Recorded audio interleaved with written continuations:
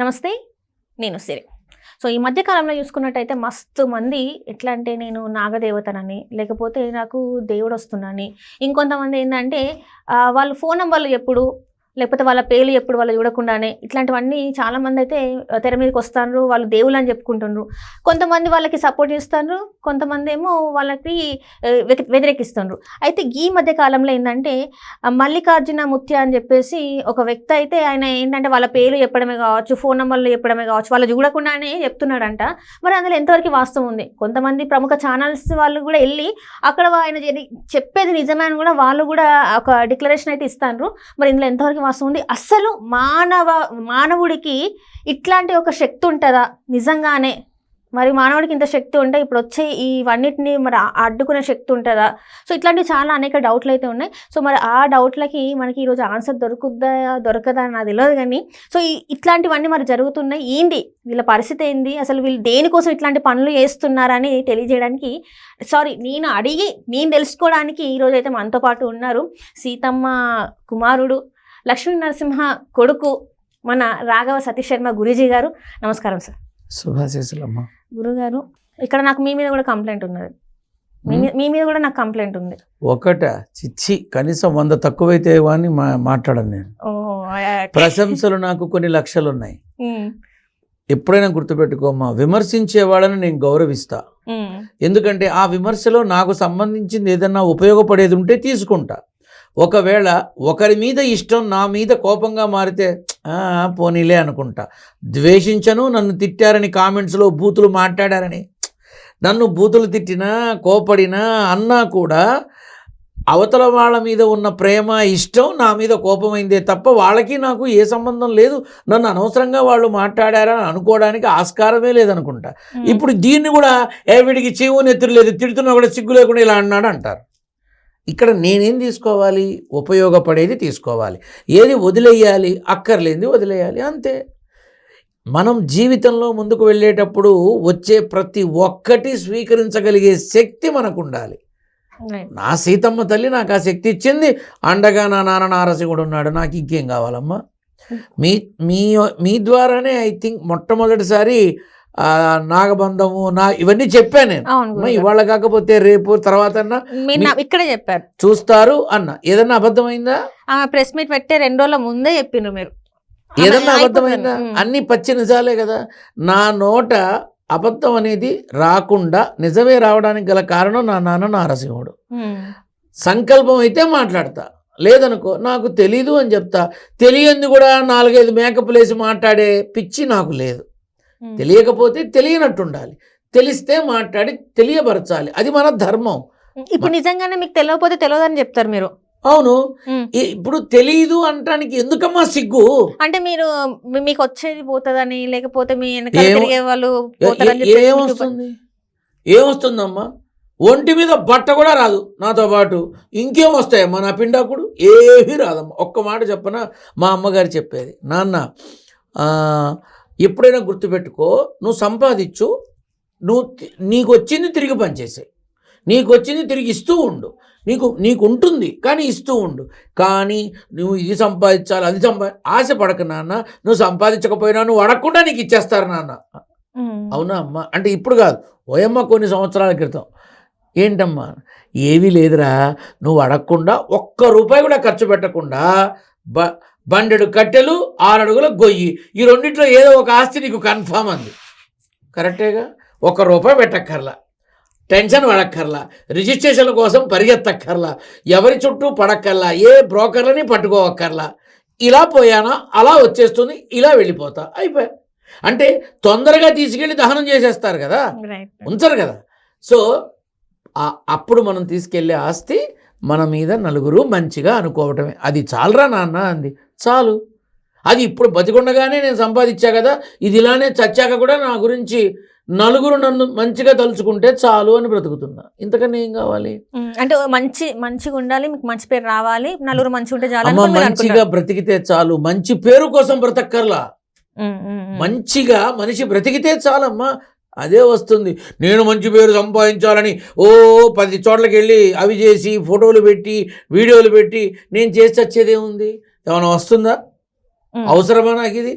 మనల్ని బ్రతికుండగా చచ్చిపోకూడదమ్మా, చచ్చిపోయినా బ్రతికుండాలి, మా అమ్మ చెప్పినట్టు. నేను అదే ఇష్టపడుతున్నా. ఒక ప్రశ్న అడగచ్చా మిమ్మల్ని? ఏనన్నా అడుగు. అంటే ఇది ఈ ప్రశ్న నేను ఒక కామెంట్లో చూసిన అనమాట మీ గురించి. అదేంటంటే ఒకటేనా? ఇది చూడండి, అంటే ఇది కొంచెం డిఫరెంట్గా ఉంది. మరి ఈయన ఎందుకు ఇంటర్వ్యూలు ఇస్తున్నాడు, ఈయన ఎందుకు స్టూడియోల చుట్టూ తిరుగుతున్నాడు అని చెప్పేసి అంటాను. ఈయనకు అంత శక్తే ఉంటే, ఈయన అందరి గురించి మాట్లాడాలనుకుంటే ఈయన ఎందుకు స్టూడియోల చుట్టూ తిరుగుతున్నాడు, ఈయనకి ఫేమ్ వద్దు అంటున్నాడు కదా, మరి ఎందుకు తిరుగుతున్నాడు అని చెప్పేసి అన్నాడు. దీనికి మీ సమాధానం ఏంది? నెంబర్ 1, మీ మాధ్యమం ద్వారా ఇంతవరకు ఈ విషయం ఏ మాధ్యమంలోనూ చెప్పలా, ఎక్కడా చెప్పలా. కావాలంటే నా మొట్టమొదటి ఇంటర్వ్యూ బిఫోర్ కరోనా సివిఆర్ న్యూస్లో ఛానల్లో నన్ను ఆహ్వానించారు. ఆ పెద్ద మనిషి, ఆ మహానుభావుడు సివి రావు గారు మొట్టమొదటిసారి నా ఈ దౌర్భాగ్యాన్ని, నా ఈ దరిద్ర మొహాన్ని కెమెరా ముందు పెట్టింది, రిస్క్ తీసుకొని ఆయన పెట్టారు. కానీ నా మాట నిజమైంది. ఆ తర్వాత సివిఆర్ ఓం ఛానల్లో నా ద్వారా చాలామందికి సేవ చేయించారు. మహానుభావుడు పెద్ద ఆయన, ఎంతోమందికి అన్నం పెడుతున్నటువంటి మహానుభావుడు ఆయన, అందులో అనుమానమే లేదు. అవునా? ఆఫ్టర్ కరోనా, అప్పుడు కరోనా టైం కాబట్టి నన్ను ఎవరు కలిసింది లేదు, పెట్టింది లేదు. అప్పుడు తీసిన ఇంటర్వ్యూలు కానీ, అప్పుడు చేసినవి కానీ ఇప్పుడు బాగా వైరల్ అవుతున్నాయి. ఎందుకని అప్పుడు ఎవరికీ తెలియదు. ఇది ఏమన్నా సెలబ్రిటీ ఫేసా, నా బొందా? ఏమీ కాదు, మామూలు ఫేసే, అందరిలాంటిది. అయితే కరోనా తర్వాత కూడా అడపాదడపా కొన్ని చేసిన పుష్ప సినిమాకి సంబంధించినప్పుడు బయటకు వచ్చినప్పుడు నా మాట నిజమైనప్పటి నుంచి మీ మాధ్యమాలు నన్ను అడగడం జరిగింది, నా దగ్గరికి రావడం. మొట్టమొదటిసారి మీకే చెప్తున్నా, నీతో కూడా అన్నా నీ మాట, నా ఇంటర్వ్యూ కావాలని అందరూ వచ్చారు. ఆ మొదటిసారి నా సన్నిధానంకి వచ్చి నా దగ్గర కూర్చొని వాళ్ళ యొక్క ఇదంతా చూసా. అమ్మో, 2 కెమెరాలు, 2 స్టాండ్లు, 2-3 బ్యాగులు, 3 మనుషులు, 1 యాంకరు, ఇంతమంది ఆ మూల నుంచి 26 కిలోమీటర్లు నా ఇంటికి వచ్చి నా దగ్గర ఇంటర్వ్యూ తీసుకొని వెళ్ళడం. అంటే ప్రయాణం 1 గంటన్నర, కార్యక్రమం 1 గంట, మళ్ళీ వెళ్ళడం 1 గంటన్నర, 3.5 గంటలు కేవలం ఒక అరగంట కార్యక్రమం కోసం 5గురు కష్టపడుతున్నారా, ఇంత ఖర్చు పెడుతున్నారా, ఇంతమంది వస్తున్నారా, పాపం ఆ బ్యాగులు మోసుకుంటూ ఇంత ఇదవుతున్నారా అని ఆలోచించి అప్పటికే నా దగ్గరికి రోజు ఏదో ఒక ఛానల్ వాళ్ళు రావటం, తీసుకోవడం జరిగింది. ఇవన్నీ చూసి నేను ఒకటే నిర్ణయించుకున్నా, ఒరే మీరు ఎవరు రాకండి, ఎందుకంటే మీ అందరి కోసం నేను వస్తా, నాకే నష్టం లేదు, నాకు కారు ఉంది, నా నాన్న దయ వల్ల అన్నీ ఉన్నాయి, ఏ ఇబ్బంది లేదు, నేను వస్తాను, చక్కగా మీకు నేను కావలసిన సమాచారాన్ని నాకు తెలిసింది ఇస్తాను. ఇదే చెప్పాను నేను ఆ రోజు. మీరు కూడా మేము వస్తాము అని అన్నప్పుడు, వద్దమ్మా నా కోసం మీరు ఎవ్వరూ కష్టపడకండి, 10 మంది కోసం ఒకడు కష్టపడచ్చు, ఒకడి కోసం 10 మంది కష్టపడకూడదని నా తల్లి చెప్పింది. నేను దాన్ని ఆచరిస్తున్నా, నేనే వస్తానన్నా. ఇప్పుడు స్టూడియోల కోసం, ఈ ఫేమ్ కోసం చచ్చిపోతున్నానని వస్తున్నానా? ఇంతమంది భుజాల మీద కెమెరాలు పెట్టుకొని పాపం వాళ్ళు మోస్తూ అంత దూరం ప్రయాణం చేసి అసలు ఎంతో కష్టపడి ఈ దిక్కుమాలిన ట్రాఫిక్కుల్లో ఇరుక్కుపోయి సమయానికి ఏమీ లేక అంత అవసరమా అనిపించి నేను వచ్చి వీళ్ళందరి క్షేమం కోరుకున్నానా? ఎవరు దేనికోసం ఆలోచించారు? మీరు నా ద్వారా కొంత విషయాన్ని గ్రహించి ప్రజలకి తెలియజేస్తున్నారు. నేను మీ అందరి కష్టాన్ని గ్రహించి నేను వచ్చి చస్తున్నాను, ఇది కూడాను తప్పే, నో ప్రాబ్లం. నన్ను వీడికి పబ్లిసిటీ పిచ్చి అనుకున్నా, ఫేమ్ కావాలి నా మొహాన రాసి పెట్టుంటే ఎప్పటికైనా వస్తుంది. దానికోసం నేను చచ్చిపోవడం ఎందుకు? ఇప్పుడు కమలం బురదలో ఉంటుంది, నన్ను తీసుకెళ్ళండి అని అడగదు. కానీ వచ్చి ఆ కమలాన్ని తీసుకొని వచ్చి చక్కగా అమ్మవారి చేతిలో ఆభరణంగా మారుస్తారు. వినాయక చవితి అప్పుడు వినాయకుడికి పెడతారు. కమలాలతో 108 కమలదళాలతో పూజలు చేస్తారు. దాని విలువ దాందేగా, అంతేగా. ఎవడికి కావాలమ్మా ఫేమస్? దేనికి కావాలమ్మా? ఏదన్నా తొందరగా ఫేమస్ అవ్వాలంటే చండాల పని చేయాలి, మంచిగా ఫేమస్ రావాలంటే కష్టపడాలి. అసలు పబ్లిసిటీ పిచ్చే లేని నాలాంటి పిచ్చి వెదవకి ఎందుకమ్మా ఇవన్నీ? నాకు ఆత్రం లేదు. నేను ఎవరి చుట్టూ, నా నాన్న చుట్టూ తిరుగుతున్నాను అనమను, సంతోషిస్తా. నా నాన్న కోసం చచ్చిపోతా, నా నాన్న చెప్పిన భగవత్ సేవ కోసం చచ్చిపోతా. కానీ ఎవడికి కావాలమ్మా పబ్లిసిటీ? ఇప్పుడు నన్ను ఇలా మీ టీవీలోనే చూసి ఒకటి సినిమాలో హీరోయిన్ తండ్రి క్యారెక్టర్ నా చేత వేయించారు. అది కూడా జరిగింది, మొన్న ఈ మధ్య జరిగింది. అబ్బా మీరు చాలా చక్కగా యాప్ట్ అవుతారు, నిజంగా తండ్రి కూతురు అనుకుంటారు, చేస్తారా గురుగారు? ఓకే రైట్, నా వల్ల నీకు మంచి ఉందా చేసుకో. ఇప్పుడు ఒక్క మాట చెప్పాలి, పబ్లిసిటీ పిచ్చి కోసం ఎంతో చేస్తారు, నాకు అవసరమే లేదు. ఆ పబ్లిసిటీ కోసం ఖర్చు పెట్టేది కూడా అనాథ పిల్లలకి, వృద్ధులకి కాస్త పండు పొలము ఇస్తే తృప్తి ఉంటుంది. నాకు లేదమ్మా, ఏ రకమైన నా నాన్న చాలు, నా సేవ చాలు, అంతే. రైట్. అట్లనే ఇప్పుడు ఏంటంటే కొంతమంది దేవుళ్ళ గురించి మాట్లాడితే అసలు మానవ శరీరంలో దేవుడు పూనడం ఒకటే అయితే ఇంకొకటి దివ్య దృష్టితోనే అన్ని చెప్తున్నారంట. ఇప్పుడు ఇద్దరైతే ఫేక్ అని తెలిసింది, అందులో ఏంది సౌందర్యకి ఆమెకు దేవుడు వస్తాడని చెప్పేసి అదొకటి. ఇంకొకటి నాగకన్య, అది నేను మొదట మాట్లాడినప్పుడు నన్ను కామెంట్స్లో దౌర్భాగ్యుడు, దొంగ ముండాకుడుగా తిట్టిన వాళ్ళు ఉన్నారు. అవి నిజాలు బయటపడ్డాక గురువు గారు మీ పట్ల మేము తప్పుగా మాట్లాడాం, మమ్మల్ని క్షమించండి, మా మీద కోపం పెట్టుకోకండి అని పెట్టిన వాళ్ళు కూడా ఉన్నారు. మంచి జరిగిందని చంకలు గుద్దుకోను, నన్ను తిట్టారని నిరుత్సాహపడి మూల కూర్చోను. నా ధర్మం ఏమిటి? నా తల్లి చూపించిన భగవత్ సేవ, అదే చేస్తున్నా. అడుగు. రైట్. అట్లనే ఇప్పుడు బాగా యూట్యూబ్లలో వినిపిస్తున్న పేరు అన్నీ చెప్తారంట. మరి ఆయన కర్ణాటక స్టేట్లో ఉన్న మల్లికార్జున ముత్య. ఈయన ఏంటంటే ఫోన్ నంబర్లతో సహా అన్నీ చెప్తారంట. నేను ఒకటి అడగనా? ప్రతి ఒక్కడిని బయటికి తీసే కార్యక్రమం నువ్వే ఎందుకు పెట్టుకున్నావు? నన్ను పిలుస్తావు, నా చేత చెప్పిస్తావు, అది ఫైనల్గా అది ఏదో ఒక రోజు బయటకు వస్తుంది. అదే జరుగుతుందిగా. అదే జరుగుతుంది. అంటే నువ్వు పని పెట్టుకున్నావా? వీడితో మాట్లాడిస్తే నిజాలు బయటకు వస్తాయని. నేను ఎప్పుడైనా నిజాలే మాట్లాడతానమ్మా, అందులో అనుమానం లేదు. లక్ష్మీ నారసింహుడిని ఇందాక కూడా నువ్వు మన చర్చలో అన్నావు, నేను ఒక్కడనే కదమ్మా, చాలా మంది పూజిస్తారు కదా. నేను కూడా కదా, నేను దేవుడిగా చూడను. నా నాన్న, నాకు మా అమ్మే దైవం, మా అమ్మ తర్వాతే నారసింహుడు సెకండ్ ప్లేస్, అంతే. కాబట్టి ఎవరి నమ్మకం వాళ్ళది, ఎవరి అభిప్రాయం వాళ్ళది. ఇప్పుడు నువ్వు అడగబోయేది అంటే అడుగు.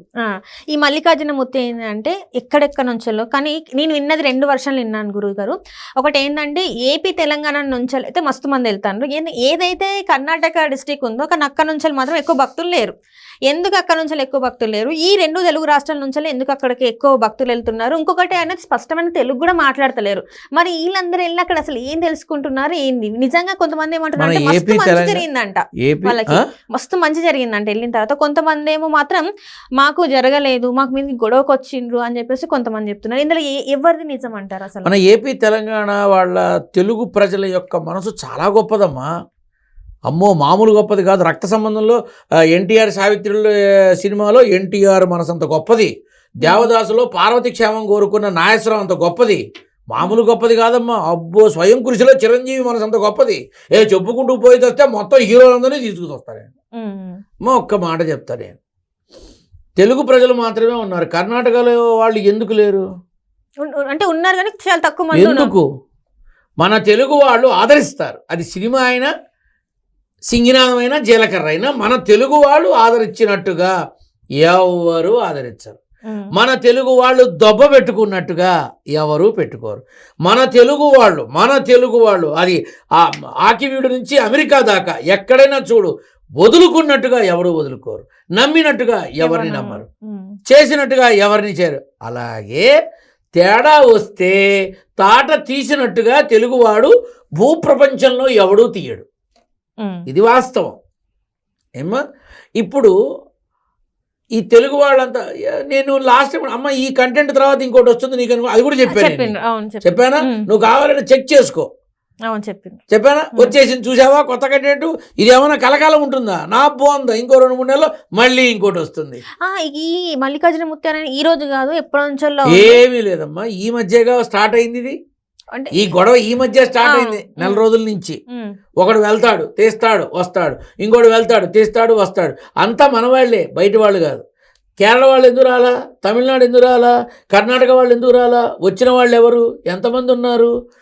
ఇప్పుడు నేను ఒక్కటే మాట్లాడుతున్నా, ఒక మనిషి తనని తాను దేవుడిగా ప్రకటించుకోవడం అనేది దానంత మూర్ఖత్వం లేదు.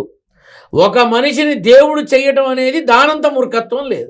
ఆయన దేవుడు అనట్లేదు, జస్ట్ చెప్తారంట. ఇప్పుడు మీ ఫోన్ నంబరు, మీకున్న కష్టాలు చెప్తారంట. మరి అది ఏంటనేది నాకు అర్థం కాలేదు. అమ్మ ఒక మాట చెప్పనా, నిజంగా అంత శక్తి ఉంటే ఇక్కడ దాకా కూడా వద్దు, ఆ మనిషి ఎక్కడున్నాడో ఆ మనిషి ఉన్న చోట ప్రతి ఇంట్లోనూ దరిద్రాన్ని పోగొట్టమను, ఆర్థికపరమైన ఇబ్బందులు పోగొట్టమను, పెళ్లి కాని పిల్లలకి పెళ్లిళ్ళు చేసేమని చెప్పేసి, ఇంజనీరింగ్ సీట్లు రాని వాళ్ళకి ఇంజనీరింగ్ సీట్ ఇప్పించమను. అంత పవర్, అంత శక్తి ఉంటే. ఇక్కడ ఇంకొకటి మీకు చెప్తాను గురుగారు. ఇక్కడ ఏంటంటే ఈ మల్లికార్జున ముత్య గారి నాన్నగారు కూడా ఇట్లానే దివ్య దృష్టితో అన్ని చెప్పేవాళ్ళంట. అయితే ఒక అనుకోని పరిస్థితుల్లో మరి అప్పుడు ఆయన చెప్పలేదా కరోనా వస్తుందని? వినండి, ఇక్కడ స్టోరీ ఒకసారి వినండి. ఇక్కడ ఏంటంటే ముంబై నుంచి ఒక గ్యాంగ్ దిగి ఇవి ఉంటాయి కదా గుప్త నిధులు, లంక బిందెలు, సంథింగ్ ఇలాంటివి ఎక్కడున్నాయో చెప్పాలని ఆయన వెనకాల పడ్డారంట. వాళ్ళని సంవత్సరం పాటు తిప్పుకొని అంటే చేస్తా ఇక్కడ ఉన్నాయి అక్కడ ఉన్నాయి అని చెప్పేసి లాస్ట్కి ఆయన ఏం చెప్పలేకపోయేసరికి వాళ్ళు ఆయనని చంపేసిందంట. ఇది యూట్యూబ్లో ఉన్నది. నేను వెళ్ళి చూడలేదు, నేనేమి చేయలేదు. ఇది యూట్యూబ్లో నేను చూసిన ఈ కథ. సేమ్ అట్లా వెతుకుతున్న దర్శకులకి మంచి కథ ఇచ్చావు. అంటే యూట్యూబ్లో వాళ్ళు చూడరు కదా, యూట్యూబ్లో ఉన్న కంటెంట్ చూడరు కదా. దర్శకులకి మంచి పాయింట్ కావాలి. ఒక ఆడపిల్లని 4 అత్యాచారం చేశారు, ఈ పాయింట్ మీద 3 గంటల సినిమా చేస్తారు. ఆ పిల్లని ఎలా చేశారు, ఏ రకంగా చేశారు, ఎంత దారుణంగా చేశారు, అమ్మో ఘోరం. లాస్ట్లో హీరో వచ్చి కాపాడేస్తాడు, అత్యాచారం చేయడం చంపేస్తాడు. ఆ కథలు తప్ప ఇంకో కథలు లేవు ఇప్పుడు మన దగ్గర. ఇప్పుడు నువ్వు కొత్త కంటెంట్ ఇచ్చావు, అద్భుతం, యు ఆర్ వెరీ గుడ్, అందులో అనుమానం లేదు. ఇప్పుడు నువ్వు చెప్పింది కనుక కొత్త దర్శకులు వింటే ఈ టైటిల్ బాగుంది, డబ్బింగ్ సినిమాకి పనికి వస్తుంది, గుప్త నిధులు అని పెట్టేసి తీసేస్తారు. అవకాశం ఉంటే నీకు ఇస్తారేమో, వెళ్ళి చూసిరా. అమ్మ ఒక మాట చెప్పనా, వాడు పుర్రెకో బుద్ధి జిహ్వకో రుచి అని ఒక సామెత ఉంది. ఒక్కొక్క పుర్రె ఒక్కొక్కలాగా ఆలోచిస్తుంది. ఎవడు చూశాడమ్మా? నేను చూశానా మాట్లాడడానికి? నేను చూడండి. నిజంగా అన్నీ ముందే చెప్తారు అంటే మరి కరోనా గురించి ఎందుకు చెప్పలేదు? మసూచి, ప్లేగు, చికెన్ గున్యా, డెంగ్యూ ఇన్ని వచ్చాయి కదా, ఇది రాబోతోందని ఎందుకు చెప్పలా? ఇది రాబోతోందని ఎందుకు చెప్పలా? ఎవరైనా ఈ ఇబ్బంది రాబోతుందని ఎందుకు చెప్పలా? కర్ణాటకలో బెంగళూరులో నదులు ఊర్లోకి వచ్చాయి, ఇలా నదులు ఊర్లోకి రాబోతున్నాయని ఎందుకు చెప్పలా? ఆయన సొంత ఎందుకు చెప్పలా? No I'm not asking about AP, I'm asking about Karnataka. ఇంకొకటి ఏంటంటే ఆయనకి 23-24 సంవత్సరాలు. ఒక ఎమ్మెల్యే వచ్చి ఆయన కాళ్ళ మీద పడిన ఫోటోలు కూడా సోషల్ మీడియాలో వైరల్ అవుతున్నాయి. ఇంకోటి ఏంటంటే ఆయన గెలుస్తా అని చెప్పాడంట, కానీ ఆయన గెలవలేదు, ఓడిపోయాడు. మరి అది ఎట్లా? మరి ఆయనకు అన్ని తెలుసు కదా, గెలుస్తా అని చెప్పినప్పుడు గెలవాలి కదా, ఓడిపోయాడు. అయితే ఇప్పుడు అదే ప్రశ్న ఆయన అడుగుతా, ఆయన ఏం చెప్తున్నాడు అంటే చెడు జరుగుతున్నప్పుడు నేను చెడు జరుగుతుందని చెప్పను, అది విరుద్ధం, నేను మంచి జరుగుతుందని చెప్తాను. సో ఆయన గెలవపోయినా కూడా గెలుస్తాడనే చెప్పిన నేను అంటున్నాను. ఇది ఆయన తిట్టను పోరా ఉండకూడక అన్నట్టు ఎవడు ఇప్పుడు తిట్టినట్ట. కాబట్టి అమ్మ ఒక మాట చెప్పనా, మనం మనకి అనువుగా ఎన్నైనా మాట్లాడచ్చు. ఇప్పుడు మహానుభావుడు, కురువృద్ధుడు, అపర విజ్ఞానవేత్త, మహానుభావుడు, అందరికన్నా అత్యంత గొప్పవాడు కొణిజేటి రోసయ్య గారు, వేమూరు వాస్తవ్యులు, మహానుభావుడు, ముఖ్యమంత్రిగా, గవర్నర్గా ఎన్నో అత్యంత అద్భుతమైనటువంటి పదవులు అలంకరించి ఆ పదవులకే వన్నె తీసుకొచ్చినటువంటి మహానుభావుడు ఆయన. ఏది ఆ పదవులకి, ఆ చాతుర్యం, ఆ మాట, ఆ విధానం, ఆ ఆర్థిక సంస్కరణ, అబ్బో ఒకటి కాదులే. అటువంటి మహానుభావుడు నన్ను తన ఇంటికి ఆహ్వానించినప్పుడు వయసు పెద్దది, లేచి నేను మీకు నమస్కారం చేయలేకపోతున్నా, ఏమీ అనుకోకు అన్నప్పుడు ఏం చేశానో తెలుసా? ఆ మహానుభావుడి పాదస్పర్శ నేను చేశా. ఆ మహానుభావుడి పాదస్పర్శ నేను చేశా. నేను సిగ్గుపడను చెప్పడానికి. రోసయ్యంతటి గొప్ప వ్యక్తి యొక్క పాదస్పర్శ చేసినందుకు నేను ఆనందిస్తా. ఎందుకంటే మహానుభావుడమ్మా, మామూలు జీవితం కాదది, చాలా గొప్ప జీవితం. అటువంటి వాళ్ళ ఆశీర్వచనం తీసుకోవడంలో ఏం తప్పులేదు. నేను భగవత్ సేవకుడిని, నేను ఈ రోజు నేను అంత పెద్ద తోపు, ఇంత పెద్ద తోపు అని చెప్పలా. అటువంటిది ఇప్పుడు ఇక మిగతా వాళ్ళు చెప్పక్కల్లా. నా ఇంటికి ఐఏఎస్లు వస్తారు, ఐపీఎస్లు, ఎమ్మెల్యేలు, ఎంపీలు, మినిస్టర్లు. ఓ అమ్మ, ఒక మామూలు అడ్డా మీద నుంచొనే కూలీ దగ్గర నుంచి ఒకానొక నాడు గవర్నర్గా చేసిన విద్యాసాగర్ రావుతో సహా, ఇవాళ ఢిల్లీలో ఉన్నటువంటి మాజీ ముఖ్యమంత్రులతో సహా, అఖిలేష్ యాదవ్ కుటుంబంతో సహా, Jagadish Yadav very well known, Jagadish Yadav ఎక్కువ వస్తున్నాడు. ఒకటి కాదమ్మా, చాలా వైపులా చాలామంది ఉన్నారు. ఏం డప్పు కొట్టుకోవాలా నేను వెళ్ళి? అవసరమా నాకు ఈ పబ్లిసిటీ? నువ్వు ఇందాక అన్నావు, మరి వాళ్ళతో నేను ఫోటోలు ఎందుకు పెట్టలా? నేను కూడా పెట్టను. ఈ మాధ్యమాల్లో నా ఫోటోలే గురువుగారు ఈయన్ని కలిశారు, గురువుగారు ఆయన్ని కలిశారని వాళ్ళు పెట్టుకుంటారు. సరే అది అభిమానం, ఓకే. నేను ఏనాడు చేయలే పని, నాకు వద్దు కూడా. నా నాన్న, నా తల్లి, నా సేవ, నా జీవితానికి ఇది చాలు. నన్ను పండులాగా బ్రహ్మాండంగా చూసుకుంటున్నటువంటి నా సహధర్మచారిని, ధర్మపత్ని నా లత చాలు. ఇంతకనే ఏం కావాలమ్మా?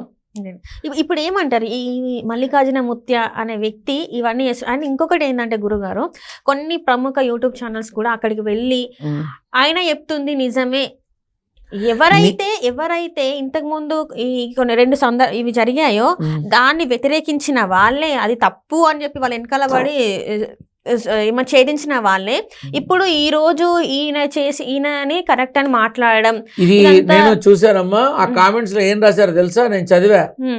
వీళ్ళకి ఎంత డబ్బు ముట్ట చెప్పాడో అందుకే సడన్ గా తిట్టిన నోళ్ళు పొగుడుతున్నాయని రాశాడు ఆ కామెంట్ లో.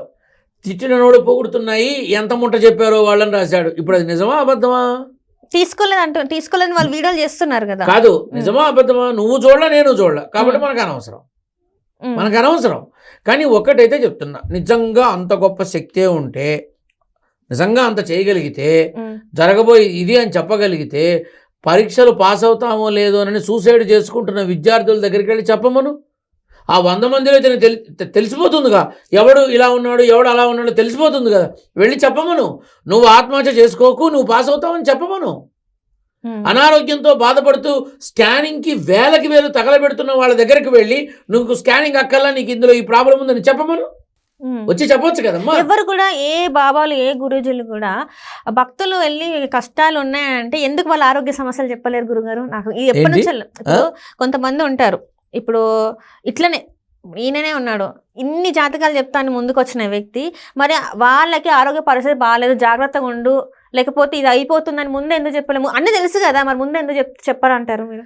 ఏదైనా తేడా వస్తే తోలు తీస్తారని. అమ్మ ఒక మాట చెప్పనా, నమ్మినంత వరకు అంత, దొరకనంత వరకు అంతా దొరలే. దొరికితే అది నేను చెప్పను, ప్రపంచమే చెప్తుంది. సో ఇప్పుడు సో కాల్డ్ గాడ్స్ అని పిలువబడుతున్న, అలా చెప్పుకుంటున్న వాళ్ళందరికీ నేను ఒకటే ప్రశ్నిస్తున్నా, మీకు నిజంగా అంత శక్తే ఉంటే కాపాడండి. డబ్బు లేక అల్లాడిపోతున్న ఇళ్లలో పొయ్యి వెలిగేలా చేయండి. చదువుకోవడానికి డబ్బు లేక ఇబ్బంది పడుతున్న విద్యార్థుల్ని చదువుకునేలా చేయండి. డబ్బు లేదని చెప్పేసి అన్యాక్రాంతం అయిపోతున్న ఆడపిల్లలు ఇబ్బందులు పడుతున్నారు, వాళ్ళని కాపాడండి. నీ దగ్గరకు వచ్చి నువ్వు ఇంతమందికి అన్నదానం చేశానంటున్నావు, అన్నమే లేక అన్నమో రామచంద్ర అని ఏడుస్తున్నావు.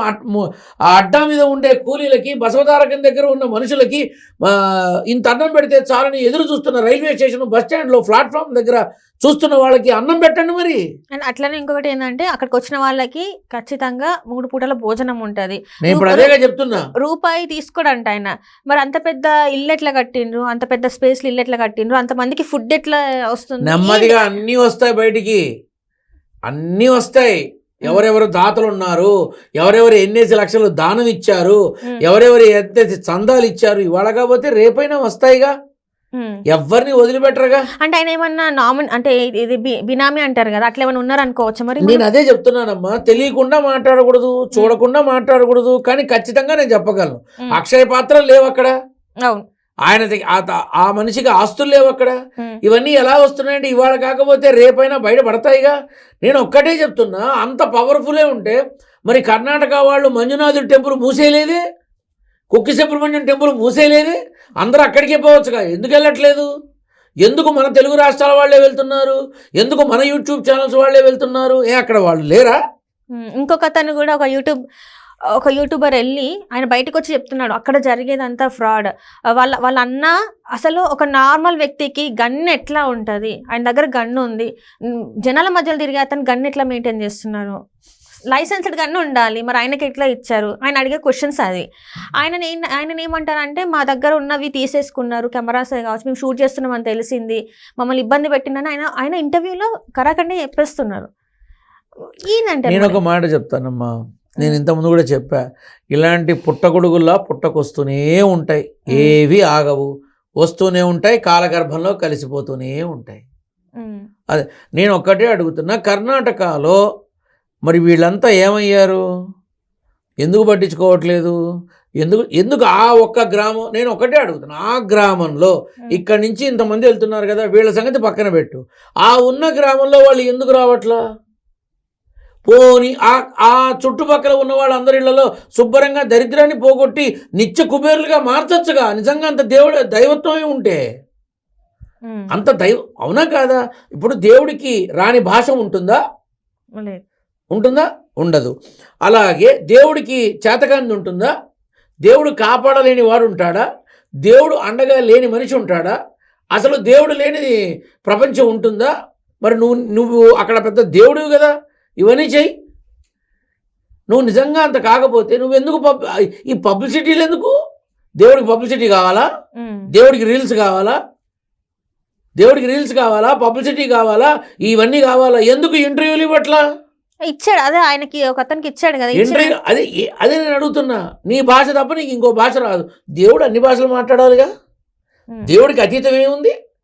అన్నీ ఆయన చేతిలోవేగా. ఏమర్థమైంది అమ్మ? ఒక్క మాట చెప్పనా, సగటున మనిషి 3 లేదా 2 భాషలు మాట్లాడతాడు, సగటున మనిషి. ఇది మినిమం. అక్కడ ఆ మనిషి ఏది మాట్లాడట్లేదని అందరూ వాపోతున్నారు కామెంట్స్లో. వాడికి సంబంధించిన వాళ్ళంతా కూడా ప్రాపర్గా పాజిటివ్ మాట్లాడతారు. నిన్ను ఇష్టపడే వాళ్ళు పాజిటివే మాడతారు, నిన్ను ఇష్టపడకపోతే నెగిటివ్ నన్ను దొంగముండా కొడుకుని కూడా తిట్టి చేస్తారు, ఎందుకంటే నన్ను ఇష్టపడరు కాబట్టి. ఇప్పుడు వాళ్ళు ఇష్టపడలేదని చెప్పి నన్ను అబద్ధం చెప్పమంటావా? చెప్పమ్మా, అబద్ధం చెప్పమంటావా? లేదు కదా. ఆ పిల్లవాడు బాగుంది, చక్కగా ఉంటాడు, చక్కటి మంచి గంజి పెట్టిన పంచె కడతాడు, ఆ డ్రెస్సింగ్ అది నాకు అద్భుతంగా ఉంటుంది. ఆ డ్రెస్సింగ్ సెన్స్ని ఏదో ఒక సినిమాలో ప్రూఫ్గా తీసుకుంటారు, స్కిట్స్లో కూడా వేస్తారు. రానున్న కాలంలో ఇది జరిగి తీరుతుంది, అనుమానమే లేదు. అంత శక్తే ఉంటే డబ్బు కట్టలేక రోగాల బారిన పడి ప్రాణాలు కోల్పోతున్న పేదవాళ్ళని కాపాడచ్చుగా. 3 పూట్ల అన్నం అనేది పెడతారు అంటే అదే పెద్ద విషయం కాదుగా. సరే, నువ్వు ఆ 3 పూట్ల అన్నము అక్కడ పెడుతూనే అన్ని చోట్ల పెట్టు. ఎవరెవరికి డబ్బు కష్టం ఉందో డబ్బు కష్టం తీర్చు, ఎవరెవరికి అన్నం కావాలో వాళ్ళందరికీ అన్నం పెట్టు. అక్కడే ఎందుకు అన్ని చోట్ల పెట్టచ్చు కదమ్మా. అంటే అక్కడే ఆయన స్థానం కాబట్టి ఆయన పెడుతున్నాడు అనుకోవచ్చు కదా గురుగారు. ఏదన్నా అనుకో అమ్మా, నేను అడిగేది ఒక్కటే, నీకంత అతీత శక్తే ఉండి నువ్వు నిజంగా దైవానివైతే అన్నీ చెయ్యి, నేను సంతోషిస్తా. ఆయన దేవుడు అని చెప్తలేడు, జస్ట్ నాకు నేత్రం ఉందా, నేత్రం నుంచి చూసి చెప్తున్నా. మరి ఆ నేత్రంతో రానున్న రోజుల్లో వచ్చే కష్టాలు ఏంటో చెప్పమను, వచ్చే కష్టాలు, వచ్చే ఇబ్బందులు అన్నీ చెప్పమను. ఏమవుతుంది? కరోనా వస్తుందని ఎందుకు చెప్పలా? మొన్న బుడమేరు విజయవాడ మునిగిపోయింది ఎందుకు చెప్పలా? తెలంగాణ మునిగిపోయింది కదమ్మా మొన్న, ఎందుకు చెప్పలా? ఈ తెలంగాణ ఆంధ్ర వాళ్ళంతా వెళ్ళారుగా, ఎందుకు చెప్పలా? నన్ను తిట్టుకున్నా, నన్ను బండబూతులు మాట్లాడినా నేనింతే. నేను ఇప్పుడు ఎవరితోనైనా అడుగుతా, మీకు అన్నీ తెలిస్తే మీరు ముందుగా కాపాడచ్చుగా. ఒక్కటే ప్రశ్న, అన్నీ తెలిస్తే ముందుగా మమ్మల్ని వద్దయ్యా, నీ నార్త్ కర్ణాటకలో బెంగళూరు వానల్లో మునిగిపోతే మరి ఎందుకు కాపాడాలా నీ వాళ్ళని? నువ్వెందుకు ఆగు అని నీళ్ళని ఎందుకు ఆపలా? పో అని వాళ్ళని ఎందుకు ఆపలా? కూలిపోతున్న వాడిని ఎందుకు ఆపలా? ఎవడు చేయలేడు. ఎందుకని? రక్తమాంసాలతో కూడిన దేహం, మలము మూత్రము విసర్జించే శరీరం, కామ క్రోధ లోభ మోహం మదం మాత్సర్యాల మధ్య పడి కొట్టుకు చచ్చే మానవ జన్మ. అమ్మ, ఇక్కడ కనబడతారు, మాయమైపోతారు. వాళ్ళు అతీతులు, వాళ్ళు మహానుభావులు, అపారమైన జ్ఞాన సంపన్నులు, అతి భక్తాగ్రేణులు. వాళ్ళు ఈ కలియుగంలో లేరు. అంటే వీళ్ళ మూట ఏమై ఉంటుంది గురుగారు? ఏముందమ్మా, 4 రూపాయలు వస్తాయి, సంపాదన పెరుగుతుంది. వీళ్ళు డబ్బులు తీసుకోని అంటారు. మొత్తం డబ్బులు తీసుకోకపోతే అంత అన్నదానాలు ఎట్లా చేస్తున్నారు? చందాలు రాకపోతే చెయ్యగలరా? ఒక మాట చెప్పు. ఓరి దీంతో 1500 పెట్రోల్ కొడితే కానీ నా కారులో ఇంటి నుంచి ఇక్కడికి రాను. అవునా? అవును, రోజుకి నాకు 250 పైన అవుతున్నాయి అవునా? రావడానికి. ఏ డబ్బు లేకుండా, ఏవి రాకుండా, ఎవరు ఇవ్వకుండా అన్నదానం ఎలా జరుగుతోంది? అది అక్కడే ఎందుకు జరుగుతోంది? ఆయన దగ్గరకు వచ్చిన వాళ్ళకే ఎందుకు జరుగుతోంది? ఎందుకు? దేవుడు కొడతాడా? దగ్గర తీసుకుని ముద్దులు పెడతాడా? అసలు దేవుణ్ణి తాకగలమా?